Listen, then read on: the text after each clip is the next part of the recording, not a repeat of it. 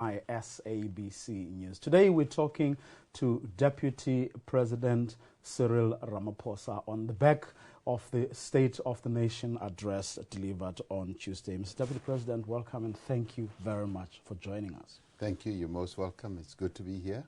Well. South Africa needs faster economic growth if it is to make a difference, if we are to employ more people, if we are to address the challenges of poverty and so on. And on Tuesday, the president put a figure to it, 5% by 2019, the growth target, that is. We have had targets before, Mr. Deputy President, haven't we? Yes, we have had targets, and this is a fairly modest target, and it's reasonable, taking into account where the global economic situation is and how it impacts on us as South Africa. And it's going to be a gradual accession to that 5%. We've got a few years in between, but we do want that by 2019 we should hit the target of 5% and possibly even exceed it. Now, this is underpinned by a lot of things that the President announced when he delivered his State of the Nation address. And we see all these initiatives kicking in and beginning to deliver that growth. So we will see the needle beginning to move towards that 5%. Well, the President alluded to two main reasons. He said we're having the kind of slow growth that we've been experiencing. One of them is the global economic slowdown, which presumably we can't really, we have no control over. Indeed. But he also spoke about the domestic conditions, and that's what I want us to talk specifically about, if not exclusively about, the domestic conditions, starting with the strikes. Do you think that platinum miners, for example, are being unrealistic or unreasonable with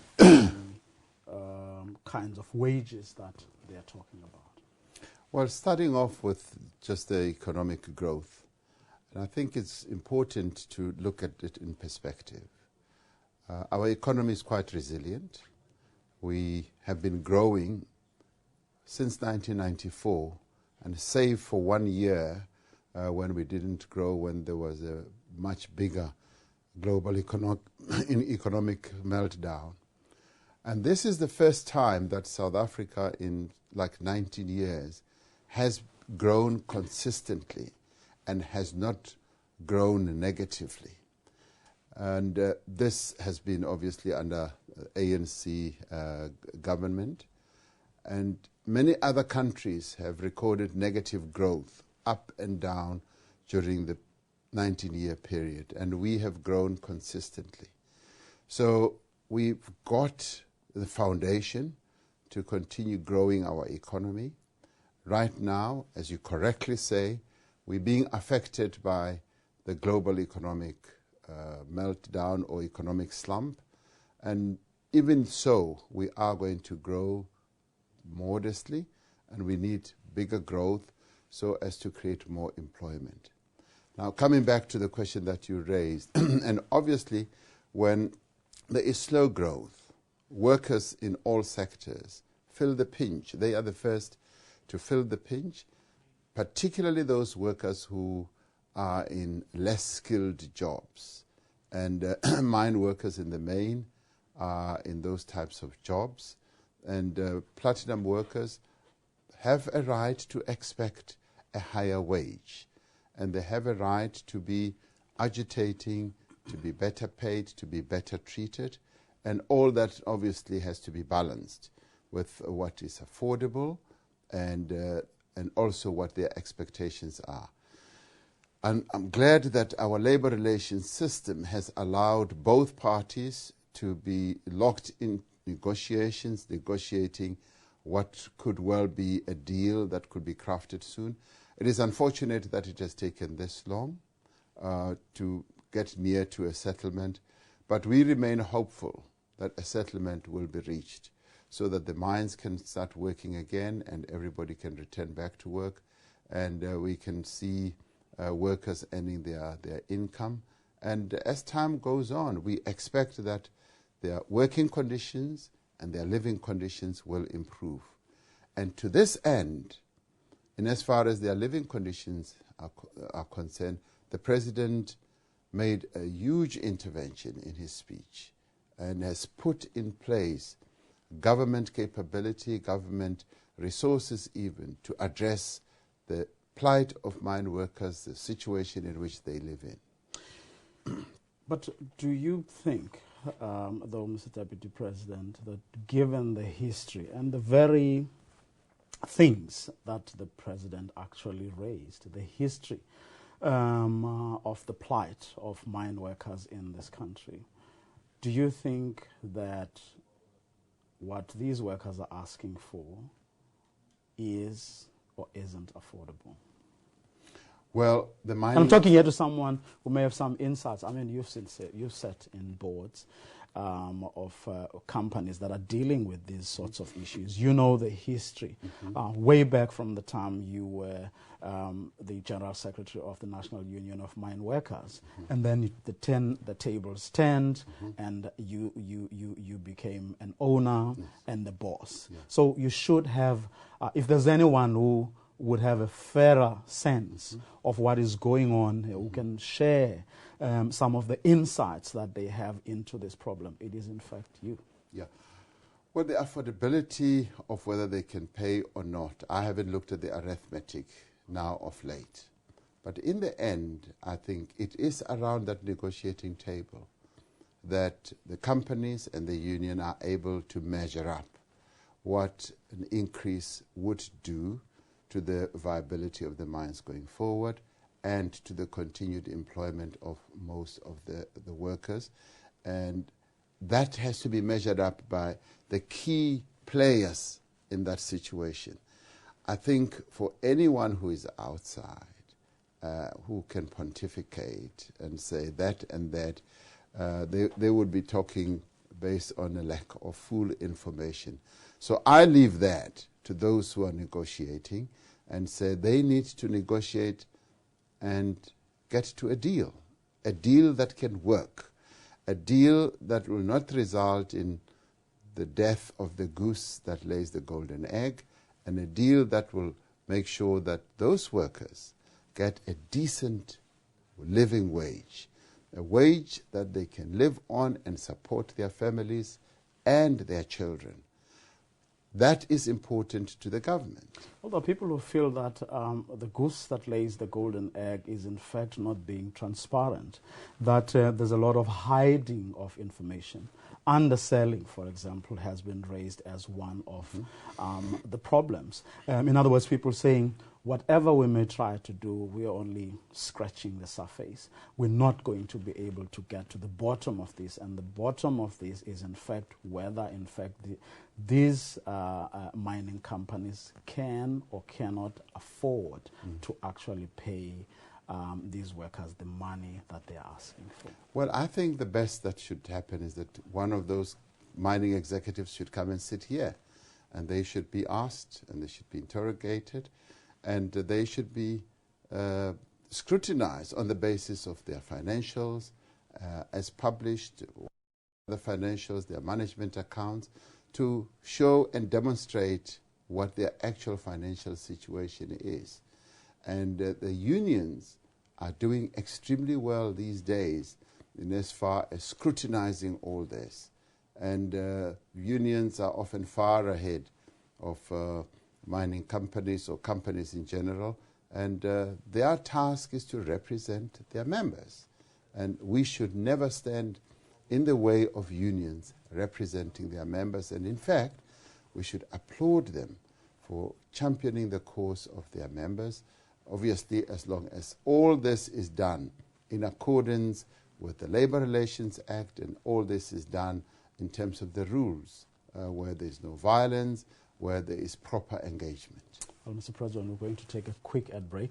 We'll be back right after this. Just the way we like it. You ready?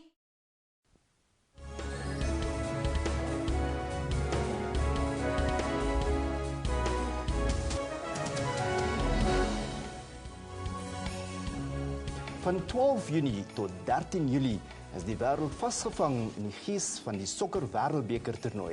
En ons ook.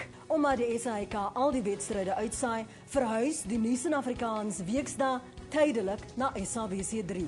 En net vir hierdie 4 weke om 7:30. Op weksdae. Op SABC 3. Maar naweke is ons steeds op ons pos op SABC 2 om 6:00 saans. Dus deur die week om 7:30 saans op SABC 3. En naweke is steeds op SABC 2 om 6:00. Iwer, weet jy dit? Jep, weksdae 7:30 op SABC 3. Korrek, net 'n halfuurtjie later as gewoonlik. En naweke soos gewoonlik op SABC 2 om 6:00. Korrek. So bly ons almal in een ritme. Is dit nie die slagspreuk van die toernooi nie? Ja, maar ons het nie nou tyd daarvoor nie.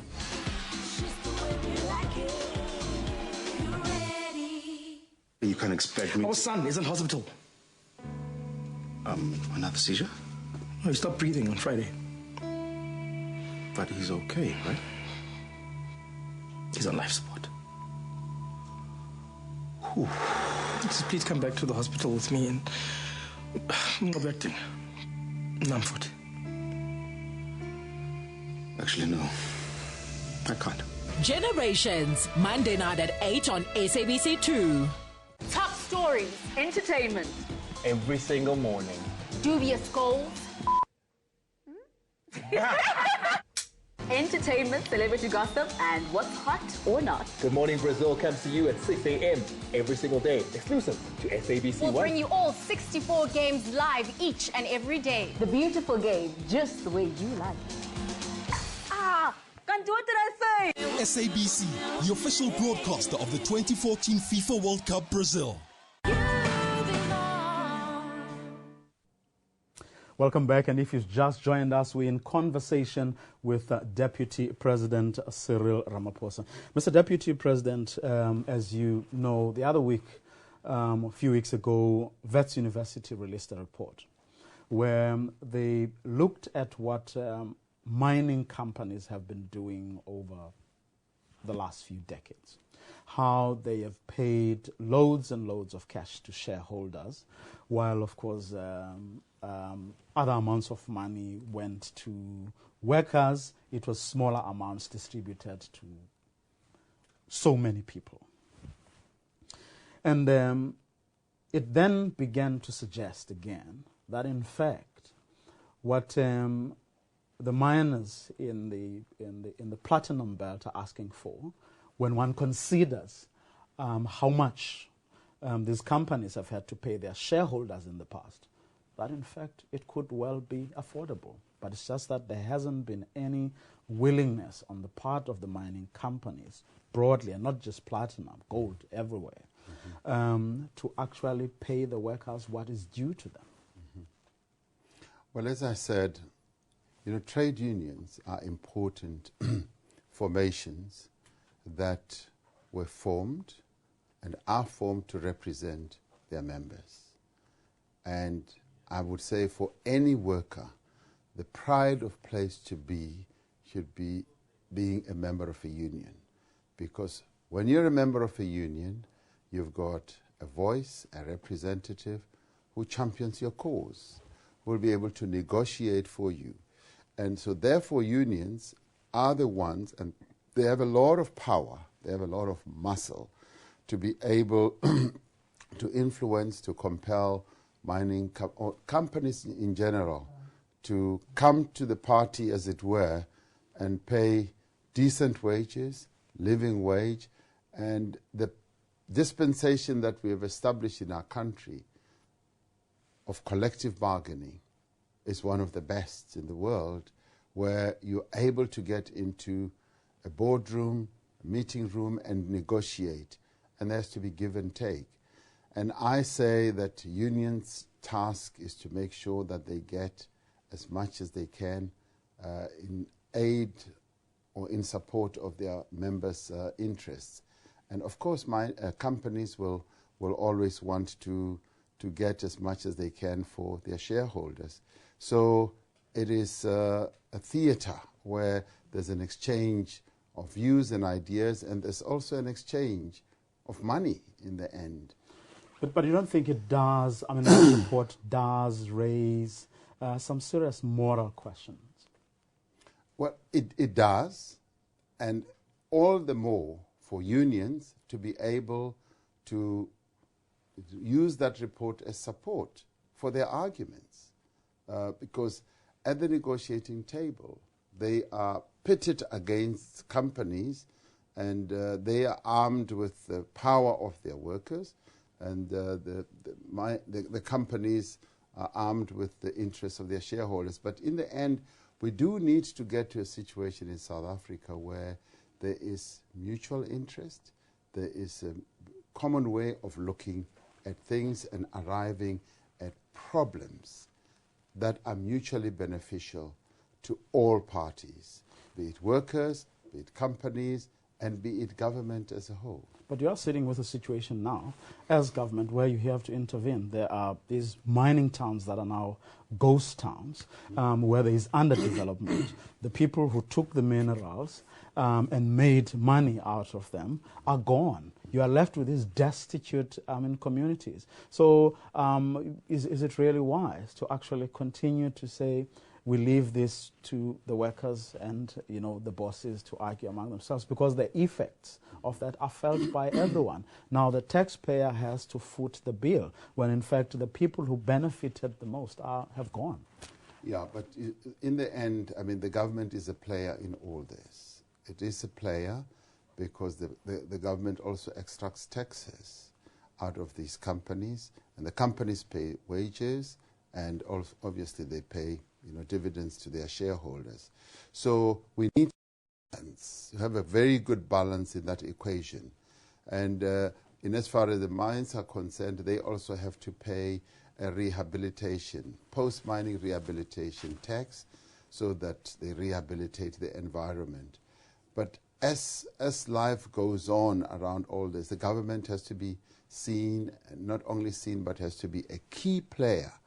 And to this end, government is now going to intervene to make sure that all the social partners in this whole situation play their role. The companies must play their role, and must play their role also beyond the factory gate, the mining gate, and get into the community, make sure that their workers, particularly in the mining towns, have decent accommodation. So government is going to be leading that process. Do you think they've played their role, though, considering what the president had to say? 20 years into democracy, we're talking about monitoring mining companies' compliance with mining charter targets. We're talking about miners working and living conditions. We're talking about what to do with these towns that are now ghost towns where big conglomerates made money and ran away. But so it would suggest to me that actually business hasn't done its bit. I mean, an evaluation has been done. It was done by the previous minister, and shortcomings were found. And in fact, mining companies were condemned for not living up to the undertakings and the promises that were made in the agreement that was struck. So therefore, more needs to be done. And this process that the president has instituted will most probably, and in fact it will lead to scrutinizing where there have been shortcomings and get companies to live up to the commitments that they have made. I think from now on there's going to be greater progress, because you're going to have all the social partners led by the state, led by the government, looking more closely at all this.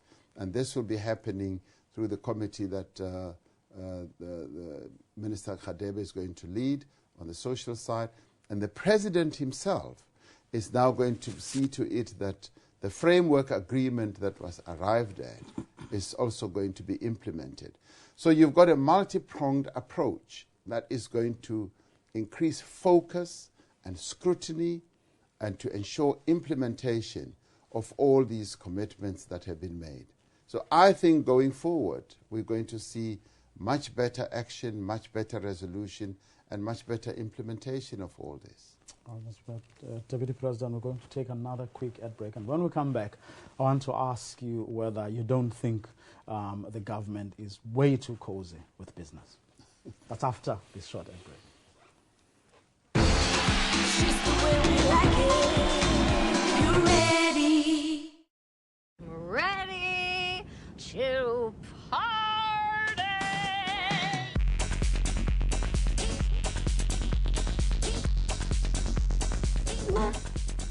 Oh. Who said winter's all doom and gloom? On SABC2, there'll be no talk of such things. Shut up! You've had sex now. Oh, hi, I'm Helen. Oh. You are not dancing in the park. Oh, you live in Milwaukee? I'll be a changed man. Oh, I'm sorry. Hey, shut my mouth. Look at this. And it's good for arthritis, too. Oh. Oh. Potato salad, chicken, I can't wait. Oh, cute. I'm coming over there. Look away! Look away! Wow. What are you guys talking about up here? We're going to a restaurant tonight. I know the owner, so it's just coming. Do. Fun times this month on Home Theatre. Travel with us into the wilderness as SABC2 brings you an opportunity to explore untainted history in aim of preserving and celebrating our culture. Baixo lo coberá para essa SABC2 da canchuma de la familia na Gabriel Watemzan. This will humble your soul. From modern beauty to tribalism, women empowerment, the importance of education, and the contrast in preserving our traditions. Let us share this experience with you. This is La Familia, Friday at 6, only on SABC2.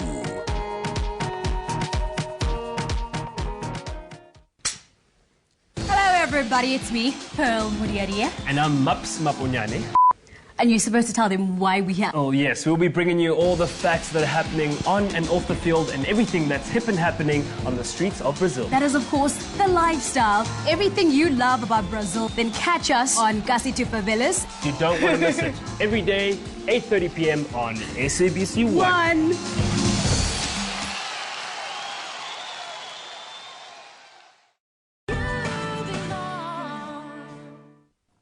Welcome back. We're in conversation with Deputy President Cyril Ramaphosa following President Jacob Zuma's State of the Nation address on Tuesday. Mr. Deputy President, in the President's words, we would like to see the private sector showing as much confidence in the economy as the public sector. Is it your view, is it the government's view that business is not playing ball? Well, what the President was saying is the public sector is investing massively in the economy of our country. And there has been an assertion that the private sector at some stage has gone on strike in as far as investing further in our economy. And what he was essentially doing... And sitting on trillions of rands. Indeed. What he was essentially doing is to make a call on the private sector that we as the government are showing enormous confidence in the economy of our country. We would like you to do likewise and invest in the economy, because one of the key constraints that holds us from having increased growth is low investment. So the public sector is responding. We want the private sector to respond as well. I don't know, Mr. President, who once said this, that when people say they have rights, they generally mean that they are suffering wrongs. In other words, when the President says we need you to show as much commitment as we are showing, yes, it is suggesting to me that business is not doing that. What he's suggesting is that he wants to see increased investment. They are investing, but we need to see increased investment by the private sector. Like the public sector, the investment level had tapered off, had gone slightly down over the years. So it is now kicking up, it is increasing. And the President is similarly saying, We want you as the private sector to invest more so that we can jointly create jobs, we can jointly inject growth into our economy. What in your analysis are the reasons business is not investing as it should? Well, there are quite a number of reasons. One of them are some of the reasons that the President cited. The energy constraints that we face as a country impact on all role players in the economy, and particularly business or the private sector, which accounts for 70% of employment in our country. So they say, for as long as the energy is constrained, we are not able to build the factories, to do all what we need to do. So you're saying it's not for lack of willingness on the part of business? Well, it's a mixture. It's a mixture. So they cite that, which is what the President has addressed. There's also a lack of skills. There's also a low demand. Now, all these are reasons that can be addressed if the public sector as well as the private sector invests, because once there is more and increased investment, it is almost like a flood that begins to lift all boats. So the boats cannot be lifted if there's just one stream of water coming in. You need streams of water coming in from all sides so that all boats can be lifted, more employment can be created, and then through that we're also able to have more money to roll out more skills development and all that. So you're saying energy, skills are what the President was referring to when he said that we are determined to work with the private sector to remove the obstacles to investment. Are those the obstacles? And are those the only obstacles? What if you listen to the President carefully, he says we are prepared to work with them, and to this end he also wants to have a meeting with them. Because in that meeting, in the presidential working group or the summit that he will hold, that is when the private sector will have an opportunity to raise other issues. Some of the issues that they raise are the regulatory constraints. And the government is determined to address those regulatory constraints that they cite, and we want to listen more carefully. And they also cite the deficit trust between government and business. And through these meetings, through the summit that will be held, that's when all that will also be addressed. Caused by who? But Mr. David Pranzo, you've had so many meetings. From what the President told us on Tuesday, at the last business working group meeting, it was decided that you set up 6 work streams. And these work streams, he told us, had been discussing solutions to the various obstacles. And then he also then went on to say that these were the very same issues that were raised by owners and CEOs and all these other important people. Right?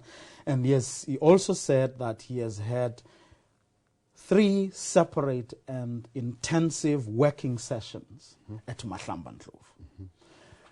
Now, when one listens to all of that, one is forced to ask, but what more now still needs to be done? Because it would seem from the number of engagements that you've had, the intensity and all these work streams, I mean, everything that should have been raised would have been raised.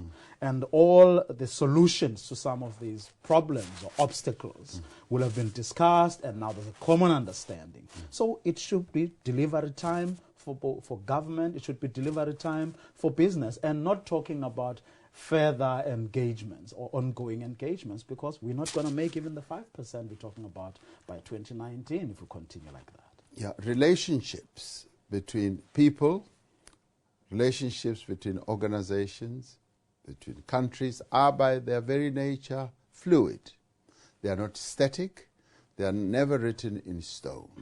So people need to meet continuously to renew their relationship, to look at agreements that they have arrived at, and see whether those are still relevant given the changing environment in which we live. And when the president says he wants to have a further meeting, we should not pour cold water on that initiative. We should see it as continued progress, because what it means is that people are engaging. They're meeting and they're talking and they're looking at the agreements again, renewing them.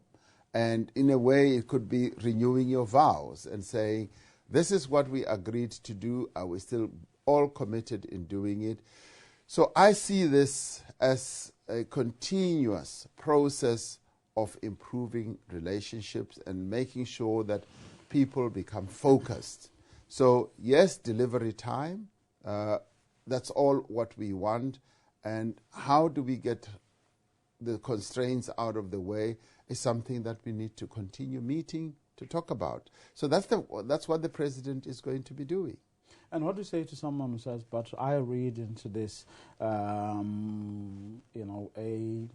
government that is in fact beholden to business, that keeps on talking and talking forever without actually getting business to do what it is supposed to do. And you've been doing this for 20 years now without much to show for it. Well, I think it's a bit too harsh to say without much to show for it, because the economy has been growing, and both government and business are getting on with their jobs. So it's not like anyone is sleeping at the steering wheel. So things are happening and they're getting ahead. But more importantly, in as far as what you're talking about is concerned, people could well say the government has a close relationship with business. I think business will most probably say government is not too cooperative, and as far as we are concerned. And government has to have a balanced relationship with both business and labor, because government in the end is the arbiter. Government in the end is the key manager of economic activity in the country. But then you're not having the same level of engagement with labor, if that is the case. You don't have these several meetings, intense working group meetings, and creating all these work streams. You're doing that only with business. Well, the president has from time to time met labor. He has had engagements with labor, and those meetings are ongoing, and they will be going on getting into the future. And we've created forums where all social partners can meet and can get engaged, like NEDLEC and a number of others. So it is not like there is no communication, there is no dialogue, there is no collaboration. There is collaboration right across the South African spectrum, and I think we need to recognize that. What we want to see is dramatic action. And the president, in his State of the Nation address, said, we're now going to see radical change.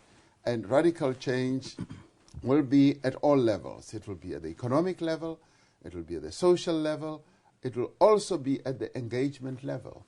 And that is why he's going to hold this business working group meeting, and that will be followed up by meetings with unions. Well, we're going to take a quick ad break, Deputy President, and when we come back, I want us to talk about radical change in the area that you're responsible for, and that is as a leader of government business. That's after this short ad break.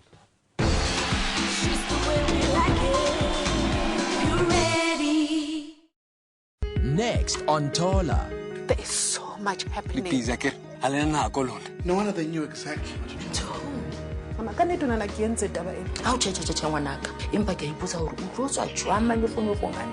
These photographs were sent to my office, Your Worship. It is the victim's loft kept under surveillance, as is often the case in a murder inquiry, in case the perpetrator comes back to the scene of the crime, which in this case, the perpetrator did. Tola, Tuesdays at 9:30 on SABC 2.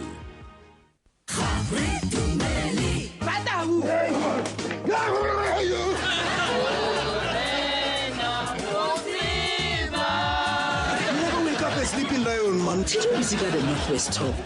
I got a tools.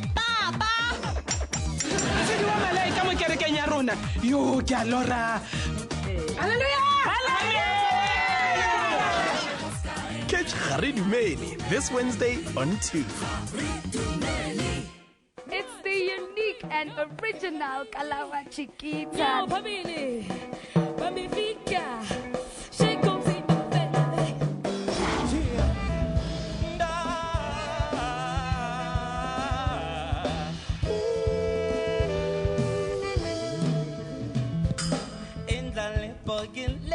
My name is Busiswa. Hi, I'm Vuyo. Ndizawucula kancinci. On Africa Fair. Wednesday night, 10 p.m. SABC 2. Welcome back, and if you've just joined us, we're in conversation with Deputy President Cyril Ramaphosa. Now, Mr. Deputy President, as the leader of government business, you have to ensure that cabinet ministers implement government priorities, that they do their parliamentary work and they take it seriously, they do it efficiently, and they do it timeously. Now, when one looks at some of the problems, shall we call them some of the PR disasters that we've seen recently, a lot of them could actually be traced to the way ministers are doing, or shall we say, not doing their job. One would look at the Ngandla saga as an example. One could look at the appointment of the National Director of Public, or in fact several National Directors of Public Prosecutions as another example. What are you going to do? Well, I think we should not confuse the roles of leader of government business and the role that the executive plays. Leader of government business is in relation to Parliament, and what you're talking about, the actual performance of ministers, the appointment of all these people. Let me explain. It's in relation to the executive, to the role in the executive. So the two need to be sort of separated. Well, here's why I'm raising this, Mr. Deputy President. It is because, in some instances, in my view, the failure to account to Parliament properly, in my view, could have averted some of the things we've seen. So I'm not just talking about their work as ministers, but the requirement to come and account to Parliament. Had they done that and done it properly and timeously, they could have avoided some of the PR disasters we've seen around the examples I've mentioned. Well, let me just explain how we're going to try to work in the fifth administration. What happened in the fourth administration. We're now in the fifth administration, and the Deputy President is in charge or runs the government business in relation to Parliament, is to make sure that, yes, ministers answer questions in Parliament, and we work well with Parliament, and there's a smooth communication and cooperation between Parliament and the executive. And that has been done fairly well in the past, and I will continue with that process quite easily.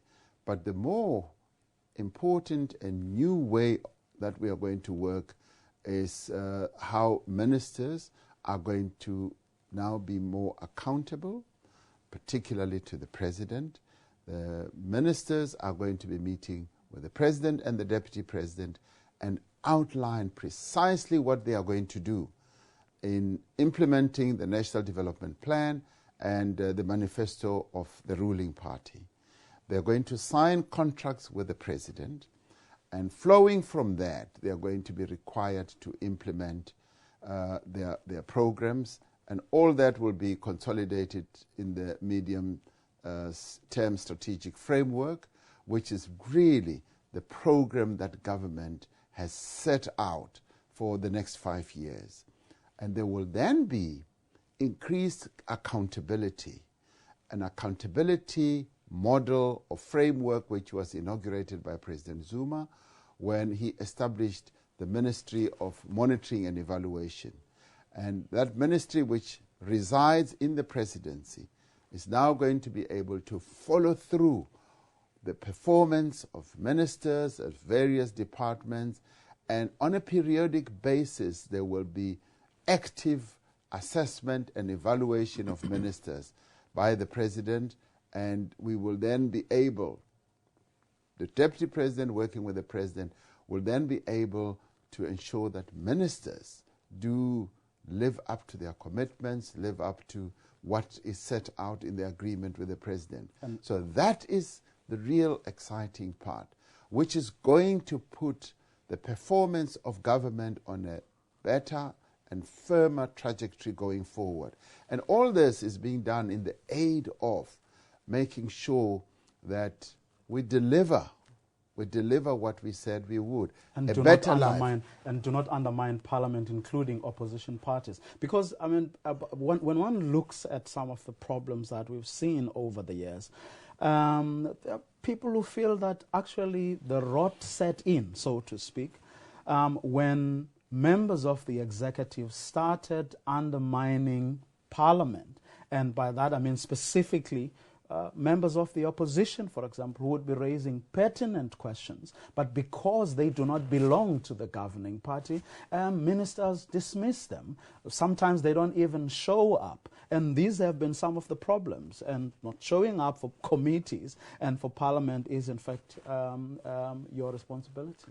We are now in the 5th administration, and we are going to work to ensure that we implement government program, and the government program, embedded in it is increased accountability, it's increased transparency. We want to see people who are deployed in government being accountable and doing their work, and the president is very clear on this. So in the new administration, we're going to see quite a lot of action taking place. And all this is not just a statement in itself. It is to ensure that we deliver a better life to our people. That's what it is all about. When you remove everything else, what this means is we would like South Africans to have a better life, to get exactly what the ruling party has promised in its manifesto. And through this, we want to move South Africa forward. There is no better way of moving this country forward than to have better performance by government, better performance by ministers, better implementation of the National Development Plan, of the manifesto. So we are in an era of implementation and great activity. Mr. Deputy President, we're going to take another quick ad break.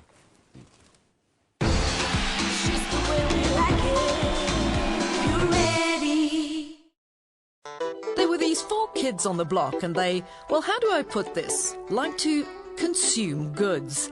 It made them walk slower, made them see things, made them not see things. Do you guys hear that? Feels like Jerry Garcia's in my head. And sometimes it even made them hear things.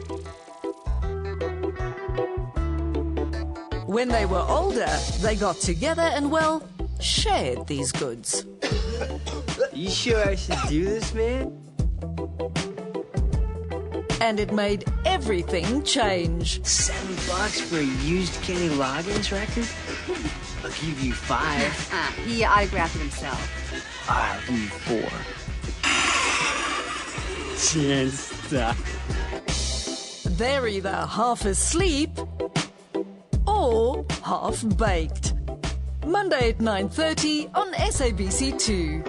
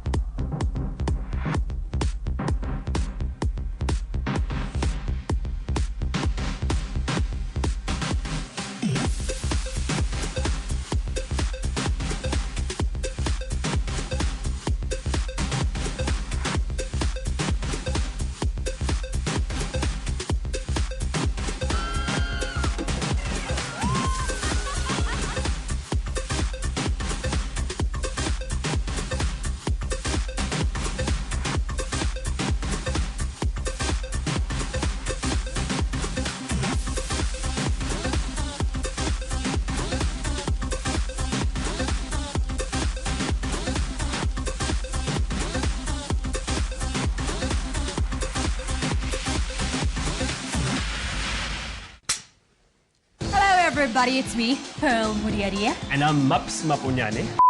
And you're supposed to tell them why we're here. Oh yes, we'll be bringing you all the facts that are happening on and off the field and everything that's hip and happening on the streets of Brazil. That is, of course, the lifestyle. Everything you love about Brazil. Then catch us on Casi to Favelas. You don't want to miss it. Every day, 8:30 p.m. on SABC 1.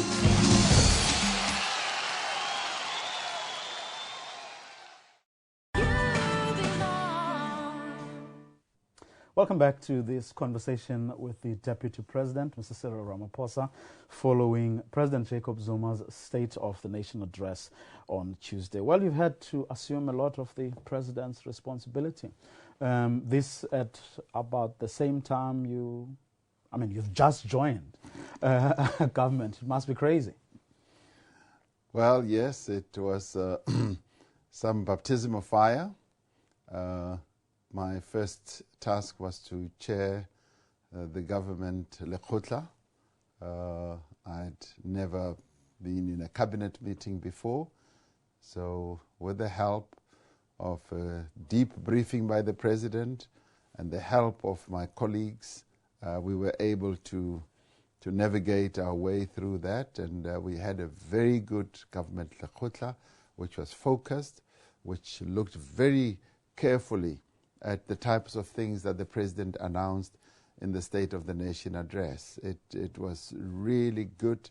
I was most impressed with the robust debate and discussions that take place in Cabinet. I mean, those ministers and deputy ministers who were in the lekgotla, and we were then joined by the premiers as well, some of the best sons and daughters that have been produced by this country. They're really good, on top of their game, and very well informed about their areas of responsibility. So I was impressed. The few times journalists got an opportunity to go in, all the pictures we saw of you were of you smiling, in fact laughing, and sharing jokes, and was it that, were you that happy? Well, that's my general nature, and I get to relax by, interacting with colleagues. So that was wonderful. But the meeting and the business of the lekgotla went extremely well, and thereafter it was a proper cabinet meeting, and thereafter it was swearing in Deputy Minister Zanele Kamagwaza Msibi. So that went well, and all this happened while the president was working at home. So I had access to him, and I was able to talk to him and get good tips from him. Like? Oh, no, just tips on how to handle all these matters that were coming up for debate and discussion, and the depth of knowledge and experience that the president has is quite enormous, and I was very privileged. You haven't started missing the ordinary life? Well, yeah, I'm getting into the stream of my new life. You're going to be at it for another 5 years at least. Yes, it's a 5-year run, and you just have to get on and do the work. So if you are accustomed to working in organizations and structures where there are proper structures and rules and everything, then it is not so difficult. But what you've gotten into now, is a far cry from sitting in boardrooms and talking about billions and trillions of rands, isn't it? This is much bigger. This is South Africa Inc. is much bigger than any company sitting on any board of any corporation. This is South Africa. We're talking about a country of 51 million people. We're talking about an economy that is huge, about the 23rd largest economy in the world. So this is it. This is very big, and it's serious because it affects the lives of ordinary people. And when one is acting in that regard, you are actually dealing with the lives of people. When I was in business, I used to say, my task is to manage other people's money. That's what one does when you are in business. You're not really just managing your money, it's other people's money, so your level of responsibility is high. But in government, I see my task as managing other people's lives. And they are diverse. And they are diverse, and there are South Africans, they are Democrats, they are noisy, they are difficult, and they are focused, and they have interests, and you've got to manage all that.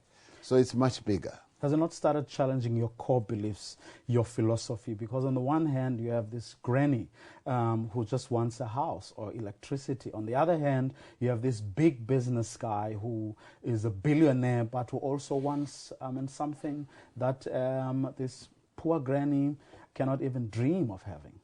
This is the joy of being a member of the African National Congress, because when you're an ANC member, you are in an organization where you are enveloped by good policies, where you are guided by good experience, a tried and tested experience of 102 years, and you've got colleagues who are well steeped in their knowledge and understanding of issues that impact the lives of our people. So whether it's a business person or a granny in Guavuma or Thoyando or Guyani, it's the same thing that you're dealing with. You're dealing with implementing the policies of the African National Congress that has an impact on the lives of people in a very general way. And you don't think that being in government or being the ruling party has sort of started messing with that identity of the ANC? Because on the one hand, you have to spend billions in arms, and then on the other hand, you have children who are learning under trees and with no textbooks. That's where being in the ANC helps, because we've got policies that run right across the spectrum. Policies that deal with the environment, policies that deal with that child who does not have textbooks, who's learning under a tree, and policies that also deal with the multi-billion rand power station that we're building. So all that is addressed and carefully articulated in ANC policy, and we who have now been chosen and elected to be in the positions in which we are is to execute those policies. And when we execute them, we say we have a bias towards working people, towards poor people, because it is they who need greater upliftment and assistance and empowerment. So we focus on them, but at the same time, we keep a balance with the interests of all other people in our country. So it's a great task, and it's actually a privilege for all of us who are in the legislature, who are in cabinet, to have been given this very rare opportunity to improve the lives of our people. But it's a space that also has its own contradictions, and do you think the ANC is doing well in managing those contradictions? A political organization, and especially the ANC's task, has to be managing contradictions. We have contradictions all the time, and we manage them. And as we manage them, we seek ways in which we can advance the interests of the poor, we can advance the interests of the less off, the unemployed, and we can reduce poverty, can reduce inequality in our country, and advance grow our economy. So that is where the real magic lies for us as we manage all these contradictions. And you don't think that Julius Malema stands a chance? The poor, the working class are still very much on your side and will continue to be there for much longer. The people of this country love the ANC. They love the ANC not only because it has been in existence for 102 years. They love and support the ANC because they have seen what the ANC has done over the years, 82 years, and more specifically, the 20 years when it has been in government. It has improved their lives. They have seen how their lives have changed. They are the ones who see and feel and can touch the fact that South Africa is a different place from what it was in 1994. One does not even need to teach them that. One does not even need to preach to them. All one needs to do is to say, we are the ANC, and they say, this organization of Mandela and Zuma, you've done well for us in the last 20 years, and we will continue to support you. So that is where the support of the ANC derives from. It derives from its work, not so much from its history. Yes, its history is important in as far as forming the foundation, but people are then also able to look into the future and say, is this the organization we can continue to trust to improve our lives into the future? They look at our manifesto and say yes, and that is why the ANC got a resounding victory in the elections of more than 62%. And beyond this point, they will look at leaders like you and believe that you do truly represent them. Well, we try. We are humble. And we are grateful that they have chosen us to lead them. They've chosen President Zuma to lead them, and we will execute our work, and we will try to meet and address their aspirations. That's all we can do. But we are armed by good policies, and we are also supported by their massive support that they demonstrated in the elections. Deputy President, thank you very much. Thank you so much. Deputy President Cyril Ramaphosa. That's where we end this conversation. Thanks very much for watching. The Vodacom Durban July is around the corner, and SABC2 is giving one lucky viewer a chance to win one double ticket to the VIP Boomtown in Durban on the 5th of July. The package includes flights, transport, and accommodation. To win, simply tell us which channel will be broadcasting the Vodacom Durban July. SMS your name and answer to 34022. Get ready for the party of your life with SABC2 and Vodacom Durban July. SABC 2 en RSG bring die Krone konsert vir die eerste keer Gauteng toe. So maak jou reg vir 'n moviese Samson Joel op 26 Julie by Carnival City. Kaartjies vanaf slegs R100, nou beskikbaar by CompuTicket. You've seen Tandaza get married. Her wedding dress could be yours. Like the Standard Bank Facebook page and follow instructions to share your dream. You could be a winner. T's and C's apply. My dear family, the 2014 FIFA World Cup Brazil has arrived. So here are some rules that will help keep the CBS happy at all times. Do not touch the remote control. I own it for the whole 4 weeks. All your birthdays, family marriages, and graduation parties are cancelled for the next month. There is a 5-hour difference between Brazil and Mzansi. Don't ask me why I'm not going to work. There will be no talking during the game. That's what halftime is there for. I don't want to hear Cristiano Ronaldo being described as hot. This is soccer, man, not a fashion show. I have a right to watch the repeat matches and the highlights, because I can. Don't ask silly questions like, is Ronaldo from Brazil the uncle to Ronaldo from Portugal? South Africa did not qualify. Do not ask me, when is Bafana playing? Stick to these simple rules and let's enjoy the beautiful game, the way you like it. Lots of love from me, Jabu Sibia. Top stories, entertainment, Every single morning. dubious goals, entertainment, celebrity gossip, and what's hot or not. Good Morning Brazil comes to you at 6 a.m. every single day, exclusive to SABC We'll 1. bring you all 64 games live each and every day. The beautiful game, just the way you like it. Can't do what did I say? SABC, the official broadcaster of the 2014 FIFA World Cup Brazil.